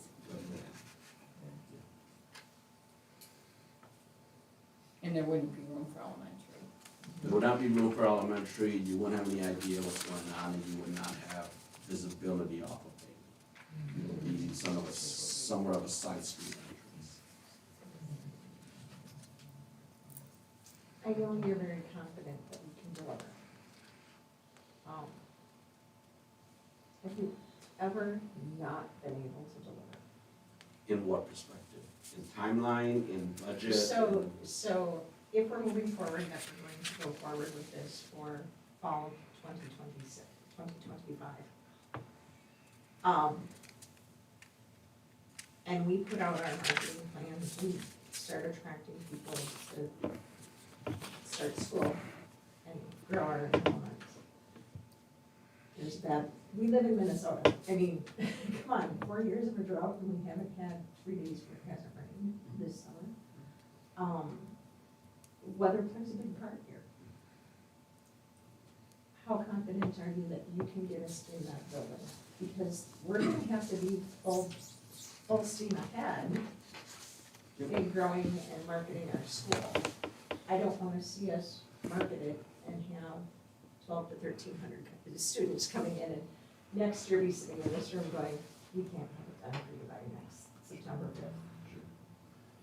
From a construction perspective, I have all the confidence in the world that we can deliver the portion of the building that you guys need to meet all of the life safety that allows you to open and operate for the fall of 2025. Okay? Barring significant unforeseen, okay? If we start excavating and what we find out is that everything in there is contaminated, right? That becomes a problem. You don't have the money to remediate that land. So that basically pushes our whole project back. Now we gotta go to MPCA, we gotta go to deed, we gotta go to all of these sources to find money to remediate that land so you can build up top. Right? Okay? We start excavating, it's all soft sand. It becomes a problem. Okay? Another war breaks out and we can't get cement, we can't get steel. That's a different issue, right? But given where everything is at, given the lead time in which we're seeing right now for precast, structural steel, materials, making the assumption that we open that up and there's best case scenario, nothing's wrong with the land, we open that up and there's typical stuff like there might be clay instead of silty sandy material. There might be some debris that we have to take out, something of that nature. I don't have any doubt that it can be delivered. We build in Minnesota and we build in snow. That's not a problem. That's why I'm pushing so hard right now to get us into the ground and we start opening up that ground in late October, early November. I don't want that ground to freeze. In January, if it's a late winter in January, that ground is gonna freeze already. We have 4, 6, 8 feet of frost already. Ripping that ground is an unnecessary cost of money. If I can get that ground open up right now before it freezes, pour footings and foundations, backfill before early January, we're fine. We will be fine. Da Vinci is 94,000 square feet, okay? We were hoping to start construction in October. We got the ground done, we got footings and foundation done, we got everything done, we waited. Precast never came. One of the technician, instead of submitting the plans from the last piece of precast to the first piece, they submitted the first piece to the last piece, everything got manufactured backward. We didn't start tipping precast till March. We still got the classroom wing, which is about 50,000 square feet delivered right before school started. It was not pretty, but we got it open. Kids showed up, you know, they had school, and then we finished off the rest of it a year later. So those are all of the logistics in which we're gonna be talking to Dr. Hinton and the education team. So, okay, what exactly do you need? Because what we want you guys to be able to do is by January, we want you to be absolutely confident that you can publish your calendar and it's gonna be fine. We want you to be absolutely confident. I don't know if that makes you feel any better. It helps, I mean. So, right. We haven't failed yet. With M Health being built within reasonable amount of time, do they have data with the soil in that area that you could reference? And what complications they might have encountered with building those fields? We haven't, I don't have anything in that area. I've asked the seller if there's ever been buildings in that area, and they said no, it's always been greenfield. Okay. But with the nursery being a little bit to the east of that and stuff of that nature, I don't know if that whole area was a nursery in the past. That's the only concern I have, is that in the early days, there's a lot of chemicals in those nurseries. And so we just don't know what that ground is gonna look like. Mhm. And that's kind of why we want that phase 1 done as soon as possible. And if the phase 1 does not show that there has been any activity on that land since statehood, that would create some sort of a concern, a use, I think we'll be fine. But this is not St. Paul where there's a gas station on every corner, right? At one time or another. So I think we should be fine. Are there any other questions? You do have one more page. Yeah, to I go just wanted to over. make sure that everybody has a chance. Yeah. But this is a perfect segue into the kind of the last thing we wanted to review with you. So this is another project budget. We call this the pre-development budget. So what happens next is if the school decides to execute the purchase agreement, you do have that due diligence period of 120 days. So part of our job as your real estate development consultant is to help you do your due diligence. And so that's not free to do, unfortunately. And what happens in this window of time when you have an executed purchase agreement but you don't have your financing and you haven't closed, you have to carry what I call at-risk costs or pre-development monies. So we have to consult with a number of folks to do what we feel is all the necessary due diligence to make sure this is the right site for you to purchase. So just kind of going down the budget, the biggest one is the architect. So it includes more than just the architect. It includes civil engineering, it includes landscaping, it does include some structural engineering work. So We have a draft of a proposal, I should say, from the architect that includes those disciplines at $80,000. There is a caveat here and a footnote, but I wanna just finish this budget first and then we can address that. In addition, tree inventory, as Ku mentioned, the city has acknowledged that we need that. That's just a placeholder estimate that we're holding right now, but we're reaching out to consultants to get all of these proposals in hand for Kate and Dr. Hinton and Dan's review. In addition to that, we have to do surveys. We have to do what are certified Alta surveys. We also have to do what's called a preliminary and final plat. Basically, we have to register the land. So the current site isn't registered land. So to do that, you have to draft what's called a plat that gets submitted to the county for recording. In addition to that, topography of the site, very important when you're taking an empty site and putting new construction on it. So making sure the grades are all accurate so that our civil engineering group can design to those grades. We've kind of inflated that number because there is a cornfield on that site. You can imagine a surveyor walking through a cornfield trying to get measurement points. It's not easy, so there's a slight premium there that we're carrying, but hope to come in under that. And then next, geotech report, $25,000. That's gonna hold us for what we think about 25 borings on the site. So those will be borings that will drill in consultation with your architect and structural engineer who help us place those borings, but we'll put a number of borings at the building footprint, we'll put borings at the surface parking lot areas, we'll also put borings actually in your stormwater retention area and at the athletic field. So we hope to cover kind of the whole site there, but as Ku mentioned, it's impossible to get every square inch, but that's, our hope is to get as extensive as possible. In addition to the geotech, we have the environmental. So we have the phase 1 environmental site assessment. That's the initial assessment that an environmental engineer will do on the site. And that's a thorough assessment. I think when it's all said and done, it's a document about this thick. But they look at Sanborn maps back as far as they will go to just basically see if there's anything that they can ascertain in terms of what's called a REC or a recognized environmental condition. If they don't find any RECs, that's good news, potentially good news. That means there's no site contamination in your soils or on your site. That's not 100% confirmed, but to have those consultants on board to help us that assessment is critical. If they come back with RECs, we would have to do what's called a phase 2.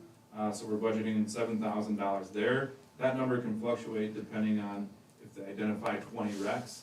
That's a lot more extensive of a report. So just kind of carrying some budgetary numbers there.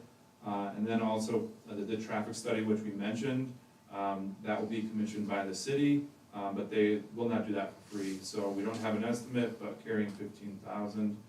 Land use application fees, we did a quick calculation off of the city's website on what those fees could be. The thing that's interesting here in the city of Woodbury is they actually have escrow deposits. So kind of created a second column to show there's about $31,000 in escrow that they require. I typically see the escrows before you pick up permits for like site improvements. I don't always see it for land use applications, so that was just a new thing for me, but we're kind of including that in the total budget. So just before we get to the kind of line 23, so in total, the pre-development budget we're anticipating is about $215,000. So again, in the event we do not close the financing, the school would be required to cover those costs and not be reimbursed for it. The school will be required to cover those costs between now and closing. And when financing does occur, you obviously would be reimbursed for those dollars. The other item that we're tracking, since this is such an expedited timeline, is that we need construction drawings. Typically, we like to wait until our entitlements are fully complete before we release the architect on those CDs.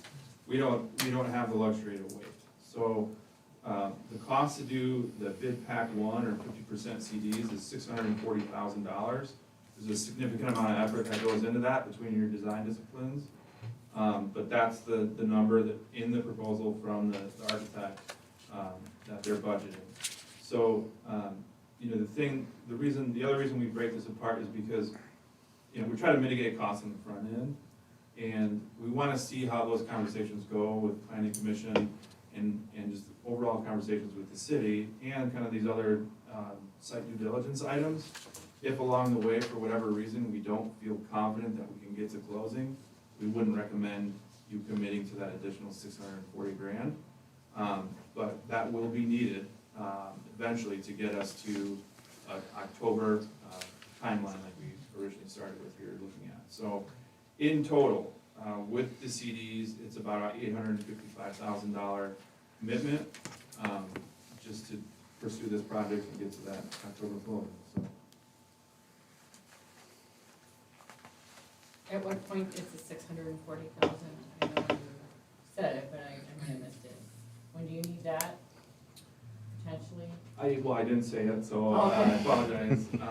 I think we'll have to, get back to you, but I would say soon, within the next 2 to 3 weeks.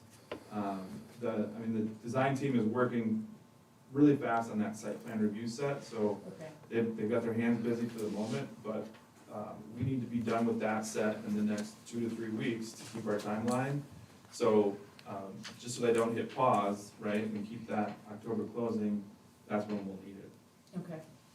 So typically, if we had time, we would basically spend the 180 to 215 and close, right? So the financing is closed, site plan's approved, you guys know you have a project, financing is closed, you have a project. Then we release the architect to do all of the rest of the drawings.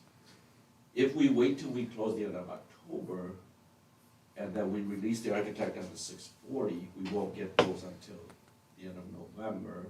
City's gonna require 30 days to review those plans, we won't get permit till January, and we hit this freeze and thaw cycle. That's why we feel that if you guys are comfortable, then the minute we submit everything, which is early to mid-August, mid-August there, then we quickly start on the 640,000, so we get all that done by the end of October. Once we close, then we can submit the plan and we can start construction. So this bid pack 1 is basically all civil, all structural, all footings, all the envelope, the roof, the different floors, right? So that basically gets you what we call the footings and foundation or the shell package, right? Okay?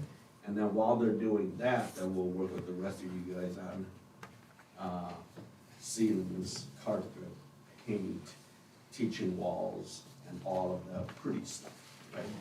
All the fun stuff. And then get all that completed by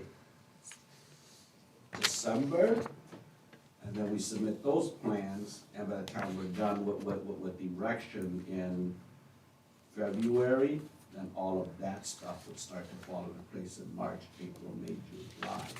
And then everything, and then the school would then be open in March. So that's kind of how that goes, but I mean, the approval here is, the idea here is to give it to you guys so you know what to expect. And we can, we can submit the site plan, and this is what we talked about is, when we submit that site plan in, we'll have a good sense from staff, right? Are you on board, are you not on board? By that time, we would have talked to the community already, we have a good sense, are you gonna be objecting our CUP, or rezoning, are you not going to? And if we have any sense that this is gonna be a challenge, we will tell you guys that, and say, you know what? This is gonna be a 50-50 crapshoot, so maybe we don't spend the 640 and let's wait a month, right? Or we feel really good from the staff's perspective, we talked to all the elected officials, we counted our votes, we think we have the majority vote that we need. The neighborhood seems to be okay, there might be some rumbling, but from a code and zoning perspective, there's nothing they can do, or stuff of that nature to give you guys a sense. And then we gotta talk to Bruce and say, where is he in terms of the market? Where is the financing market? Where's the capital market? Do we have money in the market? Where are the rates? And at that point is when you guys can say, okay, let's spend the 640 and save a month, or let's not spend the 640 and lose it. And that 640 is, we were gonna have to You're gonna have pay to spend anyway. that. That's, I mean, that's part of the Yeah. budget, it's just a matter Yep, of. yep, it's just when you commit to it, so, yeah, you're gonna have to spend it regardless, it's just when you Yeah, I mean, that, commit it's to just it. what time Right, or what day. Does that make sense? I know it's a lot of a push and pull, but it's kind of our way to make sure that you guys aren't all in until you have a good sense that it's gonna. So, I mean, right now, what we would look for, I mean, and even if you guys approve all this, we'll send you all of the proposals. Okay, here's the geotech proposal, here's who we recommend, and you guys say, yep, that's fine, we'll go with it. So we would never engage anybody without you guys seeing proposals and bids and all that stuff. When you say that, does that mean you guys, Dr. Hinton? Dr. Hinton and Dan, so, Not- sorry, not us. not the whole board. Not the no. whole board, No. but we would, you know, and I will continue the cadence of sharing it back Yeah. out with the board as soon as I get stuff. Just so everyone is aware, because it sounds like a lot of things are gonna happen between meetings. It is, it is. Mhm. So tonight you're looking for an approval on the letter of intent. We're looking for an approval on the letter of intent for authorization for the board chair to sign the purchase agreement. If the attorney says it reflects that the letter of intent and approval on the pre-development budget. Pre-development.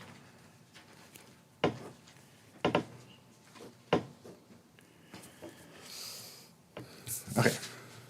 So the question is, how do we motion this?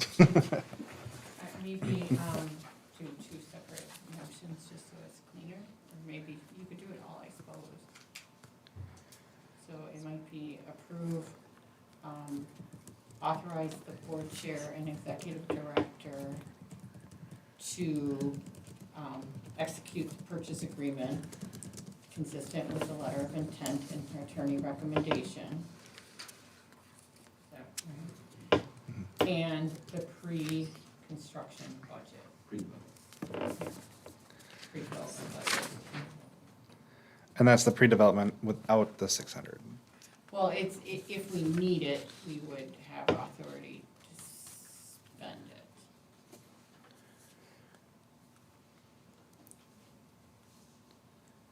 So let's make sure we're getting this. Getting some. Trying doing some.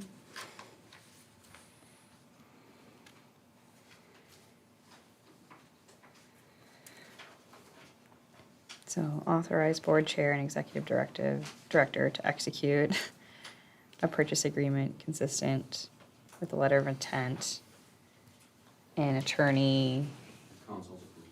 Council approval. council approval.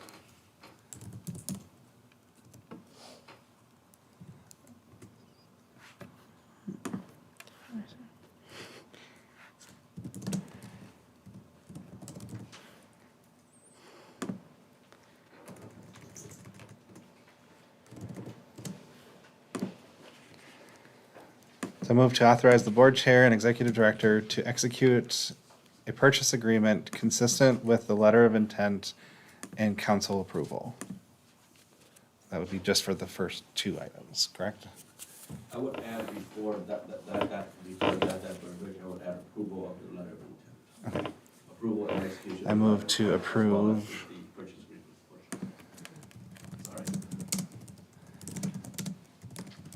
The letter of intent and authorize the board chair, okay? Question is, do we want to include the pre-development in this motion or not? I would say it would be best to do two separate ones. He's thinking about the purchase agreement too. We have that in there. So, It's in there. I'll read the motion It's a one more long time. one. Okay, please. Yeah. I move to approve the letter of intent and authorize the board chair and executive director Shawnee's messing with us. She's trying to take notes. Okay. I move to approve the letter of intent and authorize the board chair and executive director to execute a purchase agreement consistent with the letter of intent and council approval. That's the first one. That's the first one, Second okay. Yeah. Would anybody like to make that motion?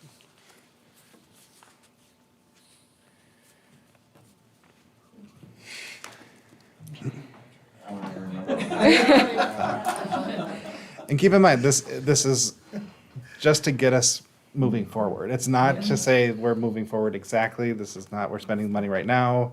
It's to explore our options. Yeah. I'm happy to make that motion as you just As we added. said it. As stated. Okay. Is there a second? I will second the motion. Further discussion?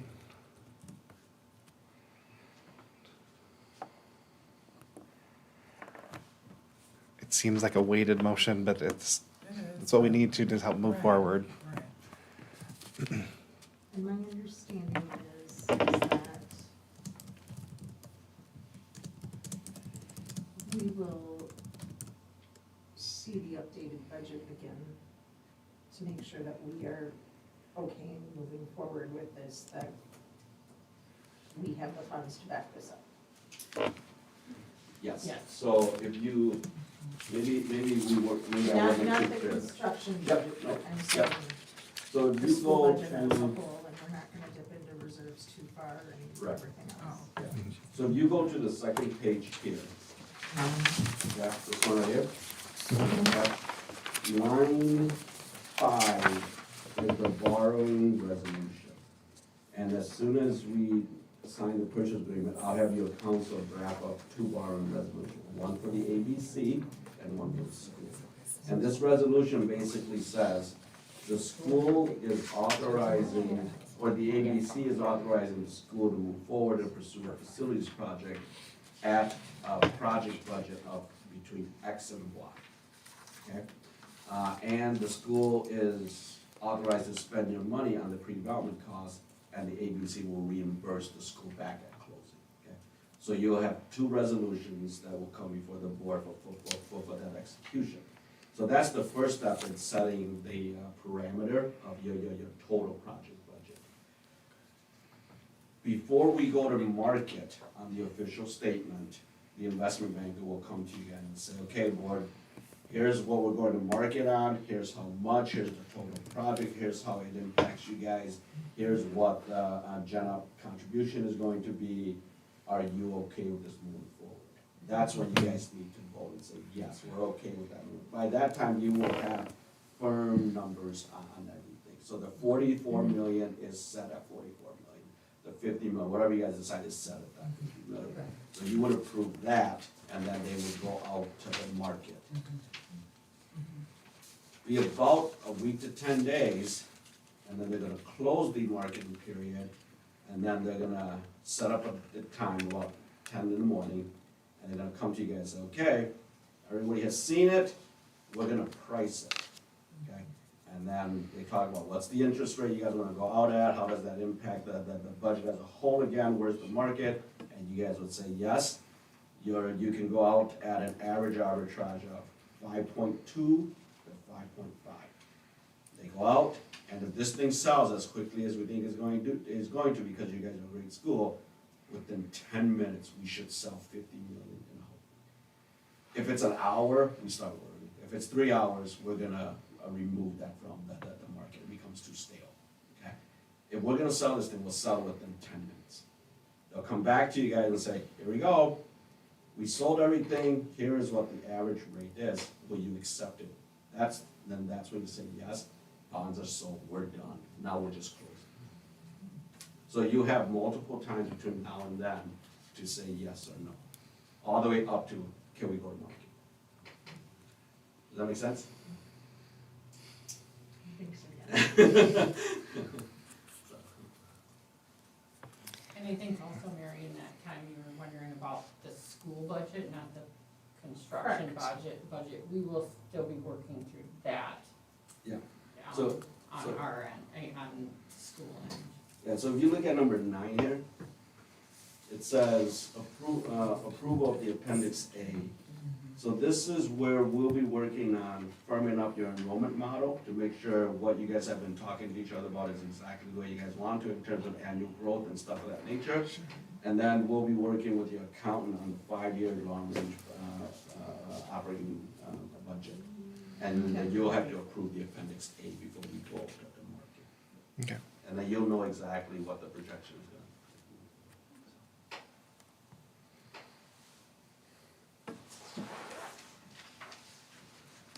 Any further discussion?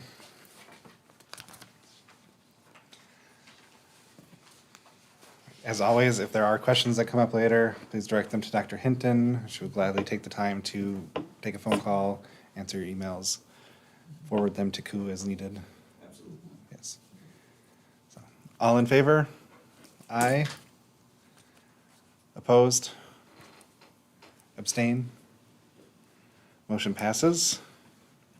So the second motion is for the approval of the pre-development budget.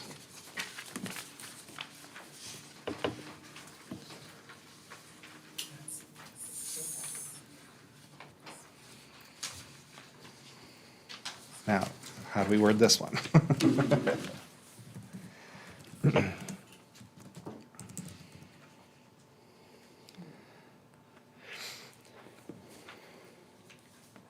So for understanding, we're approving the pre-development budget through line 21 with a caveat.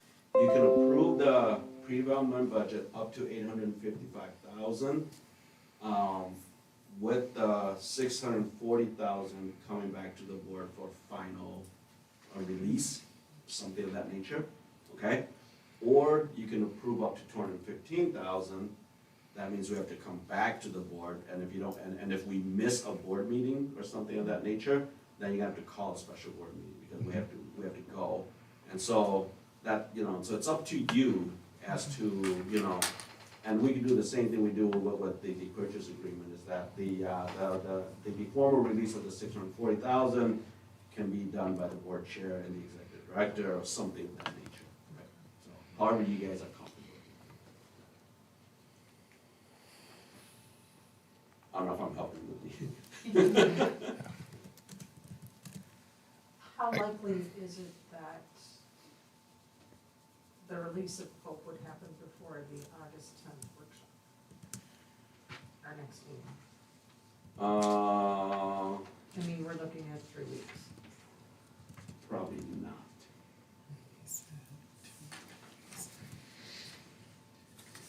We don't have a motion, we can't discuss. I think we need the information though to determine what the motion is. We're still in, what is the discussion item, so we can, So, I guess my gut is saying I can get on board with approving the 215 with the idea that it would come back to the board for the 640 at the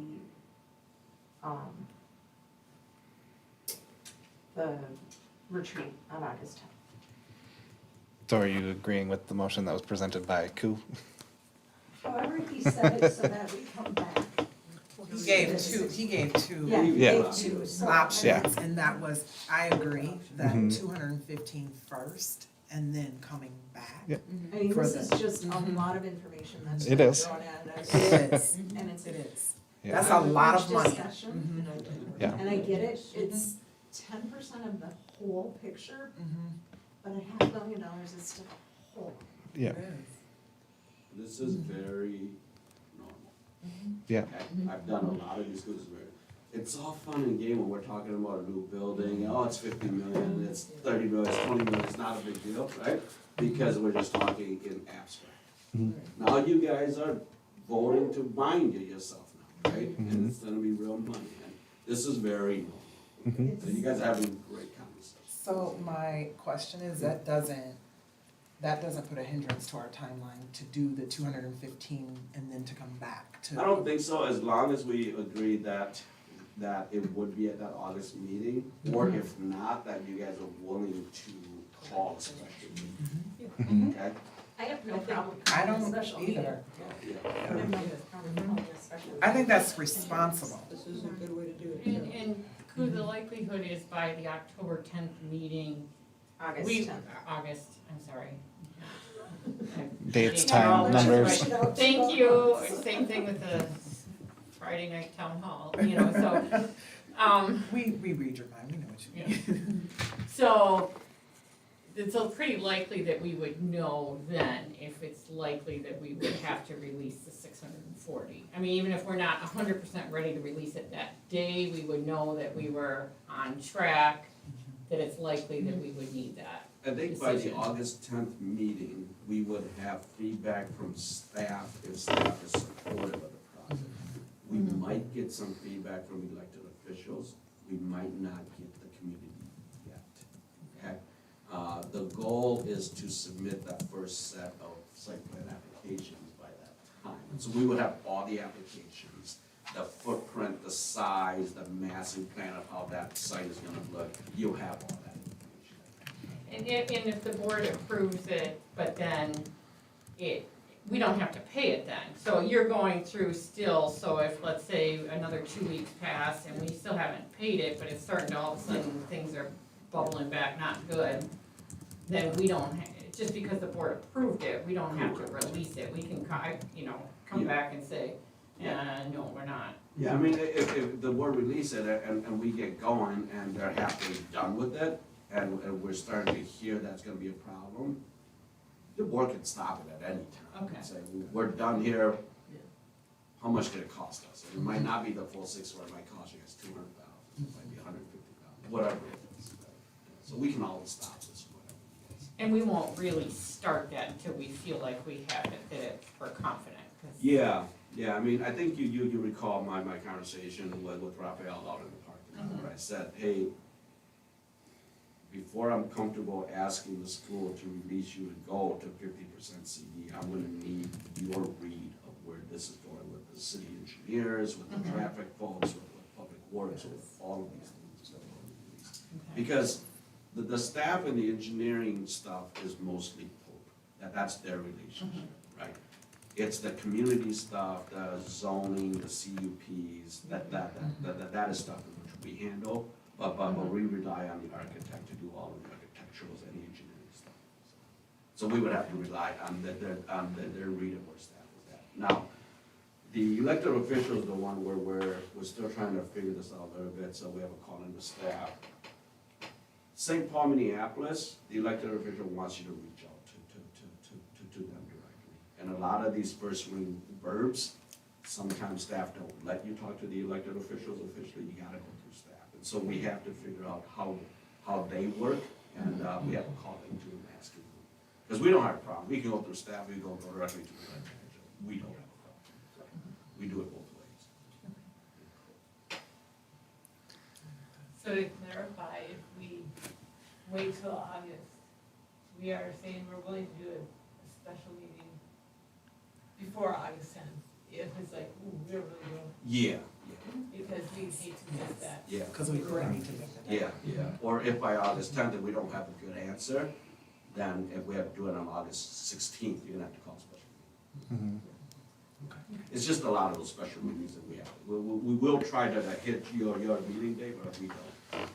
We could also, on August 10th, whether you have it or not, we could at that point, we would have had more time to look at this, we would have had more time to digest it, and we could, as a board, make the motion at that point to, okay, yes, I'm okay with this 640 going out. Yep. Yes.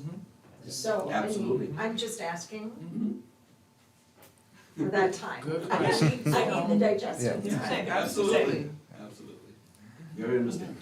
Can I ask, what are we calling line 24? Is that, It's just and we have additional architectural architectural- design costs? Yeah. Is that okay with that language? Yeah. So the motion that Sarah's been working on, I move to approve the pre-development budget up to $215,535 with the intent to revisit on August 10th or should I put at a date to be determined in case we need to have a special A special- meeting? Yeah, I would to be say- determined. Yeah. To visit, intend to revisit on a, what am I trying to say? With the intent to approve the 640 at a date to be determined. At a date to be determined, thank you. Yeah, that's perfect.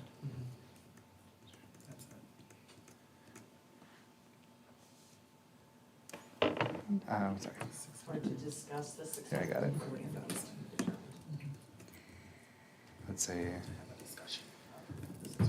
revisit and discuss the additional at a later date.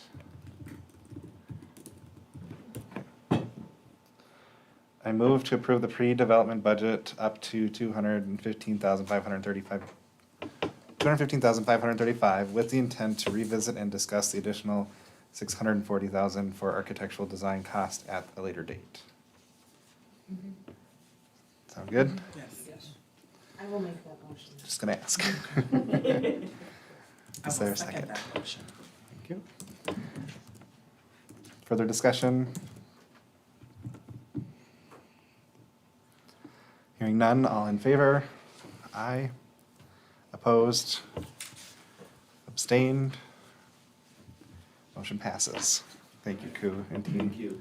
Thank you. Get back to the road. We're almost done.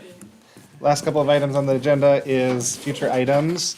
We have, well, it was expansion decision, so we're kind of there, but we'll just keep that on there as things roll out.